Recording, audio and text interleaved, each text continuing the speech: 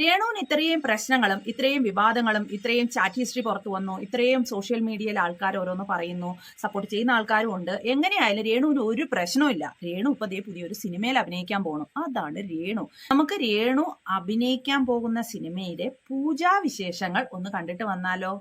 പൂജയുടെ വിശേഷങ്ങളൊന്നും വലുതായിട്ടില്ല. രേണു ഓരോ കോൺട്രവേഴ്സി ഉണ്ടാക്കാൻ വേണ്ടിയിട്ട് രേണു ഓരോരോ മറുപടി കൊടുക്കുന്നു. ഈ രേണു ശമ്പളം കൊടുത്ത് നിർത്തിയേക്കുന്ന ഈ സോഷ്യൽ മീഡിയ ആൾക്കാർ രേണുവിന്റെ പുറകെ നടന്ന് രേണുവിനെ വൈറലാക്കാൻ വേണ്ടിയിട്ട് കുറെ ക്വസ്റ്റ്യൻസ് ചോദിക്കുന്നു, അതിന്റെ മറുപടിയൊക്കെ കൊടുക്കുന്നു. അത്രയൊക്കെ ഉള്ളൂ. എന്നാൽ പൂജയുടെ 1-2 റീൽസ് ഒക്കെ ഉണ്ട്, അതൊക്കെ നമുക്ക് കാണാം. അപ്പൊ നമുക്ക് എന്തായാലും രേണുവിന്റെ സിനിമാ വിശേഷങ്ങൾ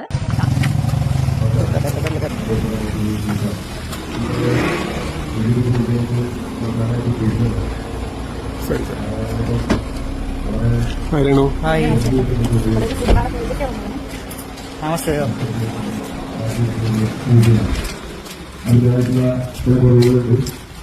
നിങ്ങൾ അറിഞ്ഞോ നമ്മുടെ രേണു സിനിമയിൽ അഭിനയിക്കാൻ പോവാ?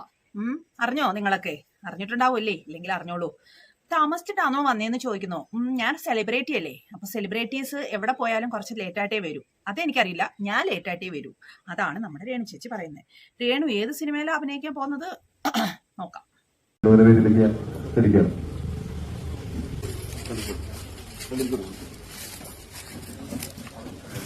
അപ്പോ അമാനുഷികം എന്ന് പറയുമ്പോൾ നമുക്കറിയാം വളരെയധികം വ്യത്യസ്തമാർന്നൊരു മാനുഷികമല്ലാത്ത. അമാനുഷികം എന്ന സിനിമയിലാണ് നമ്മുടെ രേണു ഇപ്പൊ അഭിനയിക്കാൻ പോകുന്നത്. ഇപ്പൊ പറഞ്ഞു അമാനുഷികം എന്ന് പറഞ്ഞാൽ മാനുഷികമല്ലാത്ത. രേണുവിന്റെ നമ്മൾ ഇതുവരെ കണ്ടുകൊണ്ട് വന്നിട്ടുള്ള ആൽബം ആയാലും ഷോർട്ട് ഫിലിംസ് ആയാലും എല്ലാം മറ്റേതേ ഉള്ളൂ, കെട്ടിപ്പിടുത്തും ഉമ്മവെപ്പും. ഇനി അമാനുഷികമായിട്ടുള്ള എന്തെങ്കിലും ഇതിനകത്ത് എന്താണോ എന്തോ കണ്ടറിയാം. ഇനി ആ ടൈപ്പിൽ വരുന്നതാണോ എന്ന് നമുക്ക് കണ്ടറിയാം. സിനിമയെക്കുറിച്ചും സിനിമയിൽ വന്നതിനെ കുറിച്ചൊക്കെ നമ്മുടെ രേണു എന്തൊക്കെയോ പറയുന്നുണ്ട്. നമുക്ക് എന്താണെന്ന് കേൾക്കാം. രജിസ്റ്റർ നായർ സാറിന്റെ 2ാമത്തെ സിനിമയിലാണ് ഞാൻ ചെറിയൊരു വേഷം ചെയ്യാനായിട്ട് വന്നത്. സാർ വിളിച്ചപ്പോൾ ഒത്തിരി സന്തോഷം. സാറന്ന് നമ്മുടെ ഫസ്റ്റ് സിനിമ ചേഞ്ചിന്റെ ഓഡിയോ ലോഞ്ചിൽ വന്ന സാർ ഒരു വാക്ക് പറഞ്ഞിരുന്നു. എന്താ പറയാ, രേണുപ്പതി മിക്കവാറും ബിഗ് ബോസിൽ പോകുമെന്നാണ് തോന്നുന്നത്. എനിക്കൊന്ന് അമാനുഷികമായിട്ട് എന്തോ കഴിവുള്ളതുകൊണ്ടായിരിക്കും ഊഹിച്ച് പറഞ്ഞത്. അമാനുഷികമായിട്ടുള്ള കഴിവുണ്ട്. എന്താണെന്നറിയാമോ? തൊലിക്കട്ടി. ആരെന്ത് പറഞ്ഞു കഴിഞ്ഞാലും രേണുവിന് ഒരു പ്രശ്നമേ അല്ല. ഞാൻ ഇന്നലെ മെനിങ്ങാന്നൊക്കെ ഒരു വീഡിയോ ഇട്ടിട്ടുണ്ടായിരുന്നു, രേണുവിന്റെ വലിയൊരു കള്ളക്കഥ. ആ കള്ളക്കഥയുടെ സത്യാവസ്ഥയാണ് ഇപ്പൊ ഇവിടെ പറയാൻ പോകുന്നത്. എന്തായാലും രേണു എന്റെ കള്ളത്തരം പൊളിഞ്ഞു. രേണു പറഞ്ഞത് കള്ളാണെന്നുള്ളത് കിച്ചു പൊളിച്ചു. അപ്പൊ ഇനിയിപ്പോ സത്യം എല്ലാവരോടും പറയാം. കിച്ചു രേണുവിനെ വിളിച്ച കാര്യത്തെ പറ്റി രേണു പറയുന്നുണ്ട്. എന്താണ് നമുക്കൊന്ന് കേൾക്കാം. എന്തായാലും കള്ളത്തരം പൊളിഞ്ഞു. ഇനിയിപ്പോ അത് പറഞ്ഞു കഴിഞ്ഞാൽ കിച്ചു വിളിക്കാറില്ലായിരുന്നു, കിച്ചു വിളിച്ചിട്ടില്ല എന്നൊന്നും പറഞ്ഞിട്ട് കാര്യമില്ലല്ലോ. ഇനിയിപ്പോ കിച്ചു വിളിച്ച കഥ പറയുന്നുണ്ട്. അതെന്താണെന്ന് നോക്കാം. എന്നെ വിളിച്ചു, ഒരു ഉച്ചയ്ക്ക് വിളിച്ചു. അമ്മ ഞാൻ ഈ നമ്പർ കണ്ടപ്പോൾ എനിക്ക് മനസ്സിലായിരുന്നു നമ്പർ സേവ് ഇടല്ല, വാട്സപ്പിൽ മാത്രമേ സേവ് ഇല്ല. ഹലോ എന്താ കിച്ചു അമ്മ, ഞാൻ കുഞ്ഞിനെ കൊണ്ട് പുറത്ത് പോയിട്ടായിരുന്നു. അപ്പോൾ നമ്മൾ പോയിക്കോ, നിന്റെ അനിയല്ലേ നീ കൊണ്ടുപോകും, സേഫായിട്ട് കൊണ്ടുപോകുന്നതാണ്. അമ്മ എപ്പോഴാണ് വരിക? ഞാൻ പറഞ്ഞു ഞാനിവിടെ ഒരു പ്രൊമോഷൻ്റെ ഭാഗമായിട്ട് നിൽക്കുക, ഞാൻ വരാം ഉച്ച കഴിഞ്ഞ് വരാം. ഓക്കെ അമ്മ എന്ന് വിളിച്ചു.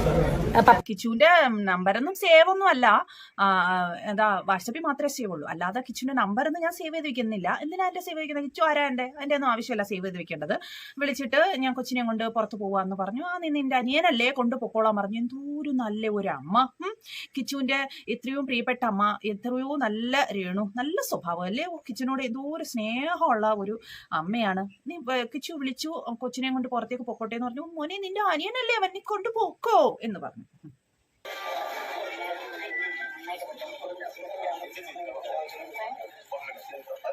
ഇതൊക്കെ നല്ലത് തന്നെ. എല്ലാവരുടെയും അനുഗ്രഹമൊക്കെ മേടിച്ചിട്ട് ഒരു കാര്യം തുടങ്ങുന്നത് ഇതൊക്കെ നല്ലതായിരുന്നു. ഇപ്പൊ നിക്കർ ഇടാറില്ല, അങ്ങനെ ഒരു പേരിലായിരുന്നു. നിക്കർ ഇടാറില്ല. അല്ല, നിക്കർ എന്ന് പറഞ്ഞൊരു പേരുണ്ടായില്ലേ? അതൊന്നും പ്രശ്നമല്ലേ? എനിക്കെന്താ പ്രശ്നം? ഇനിയിപ്പം എന്നാ വിളിച്ചാലും നോ പ്രോബ്ലം, ഹാപ്പി. അതറിയാം, ആരെന്ത് വിളിച്ചാലും ആരെന്ത് പറഞ്ഞാലും ഒരു പ്രോബ്ലം ഒന്നുമില്ല. ഇനി എന്ത് തെറി വിളിക്കുവോ, നിങ്ങൾ എന്താന്ന് വെച്ചാൽ പറഞ്ഞോളൂ, എനിക്ക് ഒരു പ്രശ്നമില്ല. ഞാൻ എന്റെ ജോലി നോക്കി പോകും. അതല്ലേ ഇത്രയും വേറെ വല്ലവരും വന്നെന്നുണ്ടെങ്കിൽ ഇത്രയും പ്രശ്നങ്ങളൊക്കെ വന്നപ്പോഴത്തേന് എന്തെല്ലാം സോഷ്യൽ മീഡിയയിൽ ഇപ്പൊ കാട്ടിക്കുട്ടിയാണ്. രേണു എത്ര നല്ല സ്വഭാവമുള്ള കുട്ടിയാണ്. അതുകൊണ്ടല്ലേ ഇത് ഒരു പ്രശ്നമില്ല രേണുവിന്. രേണു നല്ല അടിപൊളിയായിട്ട് പോകുന്നത്. ഇപ്പൊ സിനിമയിലും അഭിനയിക്കാൻ പോകുന്നുണ്ട്. തീർച്ചയായിട്ടും. കാരണം ഒരു വിവാദം നടന്നു പറഞ്ഞു, മീഡിയക്കാരെല്ലാം എന്റെ കയ്യിലാന്നല്ലേ പറഞ്ഞു. ഒരിക്കലും അല്ല, എന്റെ സുഹൃത്തുക്കളാണ് എല്ലാവരും. ഒരു വിവാദം, ഒരു കേസ് നടന്നുകൊണ്ടിരിക്കുക. അറിയാമല്ലോ, നിങ്ങൾക്ക് കുറച്ച് പേർക്ക് അറിയാം ആൽബത്തിന്റെ പ്രശ്നം. അപ്പം മീഡിയക്കാരെല്ലാം, ഞാൻ ഒരു മീഡിയക്കാരെ വിളിച്ചിട്ടല്ല അവരവിടെ വന്നത്. അവരവിടെ പ്രമോഷന്റെ ഭാഗമായിട്ട് ഡയറക്ടർ വിളിച്ചിട്ട് വന്നതാണ്. അപ്പം എന്താ പറയാ, അതിനും രേണുസുധര കൈകളിലാണ് വരുന്നതെന്ന് പറയുന്നത്. എനിക്ക് കുഴപ്പമില്ല. എൻ്റെ സുഹൃത്തുക്കൾ, എൻ്റെ അന്യന്മാരാണ്, എൻ്റെ ചേട്ടന്മാരാണ്, ചേച്ചിമാരാണ് വിഷയം. ഈ മീഡിയക്കാരെ ഞാൻ വിളിച്ചിട്ടല്ല വന്നത്, ഇത് ഡയറക്ടർ വിളിച്ചിട്ടാണ് അന്ന് വന്നത്. എന്റെ മീഡിയക്കാരൊന്നും എന്റെ കയ്യിലല്ല എന്നൊക്കെയാണ് രേണു പറയുന്നത്. ഇപ്പോ ഇതൊരു സിനിമയല്ലേ, സിനിമയിലും ഇതിന്റെയും ഡയറക്ടർ വിളിച്ചിട്ടാണോ വന്നത്? അങ്ങനെ ഈ മീഡിയക്കാർ വന്നു എന്നുണ്ടെന്നുണ്ടെങ്കിൽ സിനിമയുടെ കാര്യങ്ങളൊക്കെ അല്ലേ എടുക്കേണ്ടത്? പക്ഷെ ഇതിപ്പോ രേണുവിനെ പ്രൊമോട്ട് ചെയ്തുകൊണ്ടിരിക്കുകയാണല്ലോ. രേണുവിന്റെ പുറകെ നടന്ന് രേണുവിന്റെ കൂടെ ഓരോന്ന് ചോദിച്ചിട്ട് രേണുവിന് പറയാനുള്ള കാര്യങ്ങളൊക്കെ ആണല്ലോ ഈ സോഷ്യൽ മീഡിയക്കാരെ എടുക്കുന്നത്. അപ്പോൾ ഈ രേണു വിളിച്ചിട്ടല്ലേ വന്നത്? ഇത് ഡയറക്ടർ വിളിച്ചിട്ടാ വന്നെങ്കിൽ ആ സിനിമയുടെ കാര്യങ്ങളൊക്കെ അല്ലേ പറയേണ്ടത്? പക്ഷെ അതൊന്നും പറയുന്നില്ലല്ലോ ഈ മീഡിയക്കാര്. രേണുവിന്റെ ബൈറ്റുകൾ, രേണു എവിടെ പോകുന്നു, അങ്ങോട്ട് പോകുന്നു, ഇങ്ങോട്ട് പോകുന്നു, അങ്ങോട്ട് പോയി ഇങ്ങോട്ട് പോയി രേണുവിനോട് ഓരോന്ന് ചോദിക്കുന്നു. അതും ചോദിക്കുന്ന കാര്യങ്ങൾ കോൺട്രവേഴ്സി ആക്കാനായിട്ടുള്ള ചോദ്യങ്ങളും അതേ കണക്ക് രേണു ഉത്തരം പറയുന്നതും നാളെ ഇത് വൈറൽ ആവാനും എല്ലാവരും ചർച്ച ചെയ്യപ്പെടാനും വേണ്ടിയിട്ടുള്ള കാര്യങ്ങളാണ് രേണു മറുപടിയായിട്ടും പറയുന്നത്. അപ്പൊ ഈ മീഡിയക്കാരെ ആര് കൊണ്ടുവന്നതാ? രേണു ശമ്പളം കൊടുത്ത് നിർത്തിയേക്കുന്ന. നമുക്ക് പോകെ പോകെ കാര്യം മനസ്സിലാവും. ഈ രേണു ഇത്രയും കള്ളങ്ങൾ പറയുന്നത് രേണുവിന് തന്നെ പാരയായിട്ട് വരും. രേണുവിന്റെ വീഡിയോയിൽ തന്നെ രേണു പറയുന്ന കാര്യങ്ങൾ കള്ളമാണെന്ന് തെളിയുന്നുണ്ട്. ഇക്കാര്യം ഈ മീഡിയക്കാരെ രേണു അല്ല വിളിച്ചെന്നുള്ളത് തെളിയുന്നുണ്ട്. നമുക്കത് കാണാം. രേണു തന്നെ കൂട്ടിക്കൊണ്ടുവന്ന രേണുവിന്റെ ആൾക്കാരാണ്, രേണു പൈസ കൊടുത്ത് ശമ്പളം കൊടുത്ത് രേണു നിർത്തിയേക്കുന്ന ആൾക്കാരാണെന്ന് നമുക്കത് മനസ്സിലാവും പോകെ പോകെയുള്ള വീഡിയോയിൽ. ഇപ്പൊ രേണു പറയുന്നത് ഡയറക്ടർ വിളിക്കുന്നതാണ്, രേണു അല്ല വിളിക്കുന്നതെന്നാ പറയുന്നത്. നമുക്ക് കാണാം. അതങ്ങനെ തന്നെ ഇരിക്കട്ടെ, നമുക്ക് കാണാം. നിങ്ങൾക്ക് എന്നെ കാണണോ, നിങ്ങൾക്ക് മീറ്റ് ചെയ്യണോ, മീറ്റ് ചെയ്യണോ, നിങ്ങൾ ഈ ഉദ്ദേശിക്കുന്ന മീറ്റ് അല്ല ഞാൻ ഉദ്ദേശിക്കുന്നത്. ഒരു കോഫി കുടിക്കണോ, ഷേക്ക് കുടിക്കണോ, ഒരു ഡ്രൈവിന് പോകണം, അല്ലെങ്കിൽ ഒന്ന് പുറത്ത് നമ്മൾ കറങ്ങാൻ പോകണം, just meetup, please contact my manager. ഞാൻ പറയാറുണ്ട് ലൈവിൽ, നിങ്ങൾക്ക് ഷൂട്ട് വേണോ, അല്ലെങ്കിൽ നിങ്ങൾക്ക് ഷൂട്ട് വേണോ, അല്ലെങ്കിൽ പ്രോഗ്രാം വേണോ, അല്ലെങ്കിൽ നിങ്ങൾക്ക് പ്രൊമോഷൻ വേണോ, പ്ലീസ് കോൺടാക്ട് മൈ മാനേജർ. അതിനകത്ത് എന്താണ് പ്രശ്നം? ഞാൻ ആ ചാറ്റ് കണ്ടിട്ടില്ല, അത് എൻ്റെ ആണെന്ന് പോലും എനിക്ക് ഡൗട്ടാണ്. എനിക്ക് ഓർമ്മ പോലും ഇല്ല എന്താ സംഭവിച്ചത്.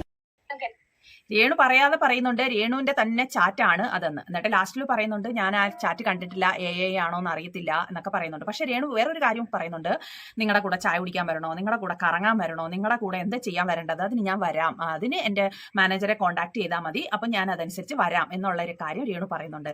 എല്ലാ മറ്റേ ജോലി ചെയ്യുന്നവരും ഇതൊക്കെ തന്നെയാണ് ചെയ്യുന്നത്. അവരുടെ കൂടെ പോവുക, കാറിൽ പോവുക, ഹോട്ടലിൽ റൂം എടുക്കുക, അവിടുന്ന് ചായ കുടിക്കുക, ഭക്ഷണം കഴിക്കുക, പിന്നെ റൂമിൽ പോവുക, ഇതൊക്കെയാണ് എല്ലാവരും മറ്റുള്ള പരിപാടിക്ക് ഒക്കെ പോകുന്ന ആൾക്കാരും ഒക്കെ ചെയ്യുന്നത്. രേണു തന്നെ പറയുന്നുണ്ട് അതിനൊക്കെ പോവാനായിട്ട് ഞാനും കൂടെ വരാം, പക്ഷെ അതെന്റെ മാനേജറിനെ കോണ്ടാക്ട് ചെയ്യണമെന്ന്. അല്ലാതെ പിന്നെ പറയുന്നുണ്ട് അത് മറ്റേ ചാറ്റിനല്ല എന്ന്. എന്താ രേണു, ഈ രണ്ട് കാര്യങ്ങളും ഇങ്ങനെ ഒരേ സമയത്ത് പറയാതിരിക്കുക. പിന്നെ സബ്സ്ക്രിപ്ഷൻ എത്രയായി, എന്താണ് അവസ്ഥ, പേയ്മെന്റ്? നോ കമന്റ്, ഒന്നും പറയാനില്ല. കാരണം എനിക്ക് ഉള്ളായിരുന്ന ഒരു ഫേസ്ബുക്ക് പേജില്ലേ, അത് ഹാക്ക് ചെയ്ത് അടിച്ച് തകർത്തോണ്ടിരിക്കും. എനിക്കൊന്നും പറയാനില്ല. ഫേസ്ബുക്ക് പേജ് പോയോ? എപ്പോഴും ഇവരാരും അറിഞ്ഞില്ല ഫേസ്ബുക്ക് പോയോ എന്നാ ഇപ്പൊ മീഡിയക്കാർ ചോദിക്കുന്നത്. പോയി എന്ന് പറയുന്നുണ്ട്. എന്നിട്ട് എത്ര ഭവ്യതയോടെയാണ് ഡയറക്ടർ ചോദിക്കുന്നത് ഡേറ്റ് എപ്പോഴാണെന്ന്. ഫേസ്ബുക്ക് പോയോ, ഹാക്ക് ചെയ്തോ, അതോ രേണു തന്നെ ഒളിപ്പിച്ച് വെച്ചേക്കുവാണോ എന്നൊക്കെ ഉള്ള കാര്യങ്ങൾ നമുക്ക് പിന്നീട് അറിയാം. രേണു തന്നെ വന്ന് പറയും. രേണു കള്ളം പറഞ്ഞ് ശീലിച്ചു പോയി. രേണു ഇപ്പോൾ പല കാര്യങ്ങളും പറയുന്ന കാര്യങ്ങൾ പിന്നീട് ഒരു സമയത്ത് വന്ന് അതിന്റെ സത്യാവസ്ഥ പറയും. ഇപ്പൊ തന്നെ കണ്ടില്ലേ ചാറ്റിന്റെ കാര്യത്തെ പറ്റി പറഞ്ഞത്, അതേ കണക്ക് രേണുവിന്റെ വായിൽ നിന്ന് തന്നെ വീഴും സത്യം എന്താന്ന് വെച്ച് കഴിഞ്ഞാൽ അത് നമുക്ക് ഒരു സമയത്ത് അതിനെക്കുറിച്ച് മനസ്സിലാക്കാം. ഷെഫീന ബീബിനെ തെറി വിളിക്കുമ്പോൾ ഉള്ള ഒരു മൂഡ് മീഡിയ എങ്ങനെ ഡീൽ ചെയ്യണം? ഇപ്പൊ ഷെഫീന ബേബി അറിയത്തില്ല, ഇപ്പൊ ആരെയും അറിയത്തില്ല. കാരണം ഞാനിപ്പോ സിനിമാ നടിയല്ലേ, ഞാനിപ്പോ വലിയ സെലിബ്രിറ്റി അല്ലേ, അതുകൊണ്ട് എനിക്ക് ആരെ അറിയത്തില്ല. ആരാ ഷെഫീന ബേബി? അത് ആരാ തെറി വിളിക്കുന്ന കാര്യം പറഞ്ഞപ്പോ ഇങ്ങനെ നോക്കുന്നുണ്ട്. എന്നിട്ട് ചോദിക്കുന്നുണ്ട് ആരാന്ന് അറിയില്ല. ഷൂട്ടിന് തുടങ്ങുമ്പോൾ ഇനി കുറച്ച് ദിവസത്തെ പ്രോഗ്രാം ഒന്നും നടക്കുന്നുണ്ട്. എത്ര ദിവസമാണ് ഷൂട്ട് സാറ് പറഞ്ഞിട്ടില്ല. എല്ലാവരും ശ്രദ്ധിച്ചെന്ന് കേൾക്കണം ഇതിന്റെ അവസാനം. ഷൂട്ടിന് തുടങ്ങുമ്പോൾ ഇനി കുറച്ച് ദിവസത്തെ പ്രോഗ്രാം ഒന്നും നടക്കുന്നുണ്ട്. എത്ര ദിവസമാണ് ഷൂട്ടൊന്നും സാറ് പറഞ്ഞിട്ടില്ല. എന്തായാലും ഷൂട്ടിലൊക്കെ നന്നായിട്ട് ഷൂട്ട് ചെയ്യണം.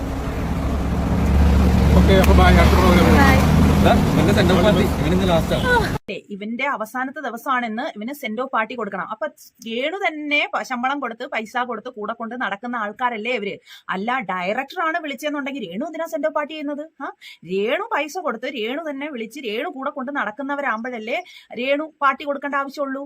ഇപ്പൊ നമ്മളൊരാളെ നമ്മുടെ ജോലിക്കായിട്ട് വിളിച്ചു, നമ്മുടെ ജോലി ചെയ്ത് തീർന്നു എന്ന് കണ്ടിട്ട് അവർ പോകുമ്പോഴത്തേക്കും നമ്മളല്ലേ സെന്റ് ഓഫ് പാർട്ടി കൊടുക്കണ്ടേ? അല്ല അയലത്തെ വീട്ടിൽ അവർ കൊടുക്കുവോ? ഇല്ല. അതേ കണക്ക് ഇപ്പൊ ഡയറക്ടറാണ് ഈ സോഷ്യൽ മീഡിയക്കാരെ എല്ലാം വിളിച്ചോണ്ട് വന്നത്, അല്ലാതെ എന്റെ കൈയുടെ വിലയിലല്ല എന്ന് രേണു തന്നെ പറഞ്ഞു. അങ്ങനെ ഉണ്ടെന്നുണ്ടെങ്കിൽ സെന്റോ പാർട്ടിയുടെ ആരും ഡയറക്ടറോട് പറഞ്ഞാൽ പോരെ, എന്തിനാണ് രേണുവിനോട് പറയുന്നത്? അതല്ലേ പറയുന്നത്. രേണു തന്നെ സത്യം എപ്പോഴായാലും രേണുവിന്റെ വായിൽ തന്നെ വീഴും. രേണുവിന്റെ വീഡിയോയിൽ നമുക്ക് ആ സത്യം അറിയാൻ പറ്റും.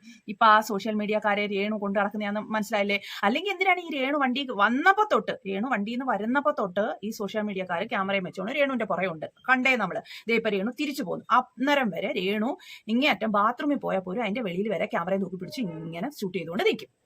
അത് എന്തിനാണ്? രേണു വിളിച്ച് പൈസ കൊടുത്ത് രേണു കൊണ്ട് നടക്കുന്നുണ്ടല്ലേ, രേണുവിനെ പ്രൊമോഷൻ ചെയ്യാൻ വേണ്ടിയിട്ടല്ലേ. അല്ലാതെ ഈ ഡയറക്ടേഴ്സിനെയോ അല്ലെങ്കിൽ ഡയറക്ടേഴ്സ് ചെയ്യുന്ന എന്താണോ സിനിമ ആയാലും ആൽബം ആയാലും ഷോർട്ട് ഫിലിം ആയാലും അത് പ്രൊമോട്ട് ചെയ്യാൻ വേണ്ടിയിട്ടല്ലല്ലോ, രേണുവിനെ പ്രൊമോട്ട് ചെയ്യാൻ വേണ്ടിയിട്ടല്ലേ. പിന്നെ എന്തിനാ രേണു പറയുന്നത് ഞാൻ വിളിച്ച ആൾക്കാരല്ല, ഡയറക്ടർ വിളിച്ച ആൾക്കാരാണ്, ഇവരെല്ലാവരും എന്റെ സഹോദരങ്ങളാണ്, എന്റെ ചേട്ടന്മാരാണ്, എന്റെ ചേച്ചിമാരാണ്, എന്റെ ഫ്രണ്ട്സ് ആണെന്ന് എന്തിനാ പിന്നെ പറയുന്നത്? രേണുവിന്റെ എത്രാമത്തെ സിനിമയാണിത്?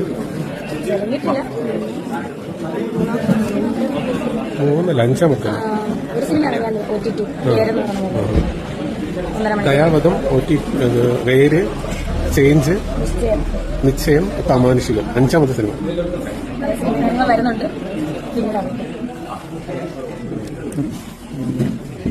എന്തൊക്കെയാ പുതിയ സിനിമയുടെ വിശേഷങ്ങൾ? അമാനുഷികമല്ലേ, എല്ലാം അടിപൊളിയായിട്ട് ഗിരീഷ് കെ നായർ സാറാണ് സാറിന്റെ പടമെല്ലാം എനിക്ക് തന്നെ ചെയ്തെടുത്ത മാസം ഇറങ്ങി.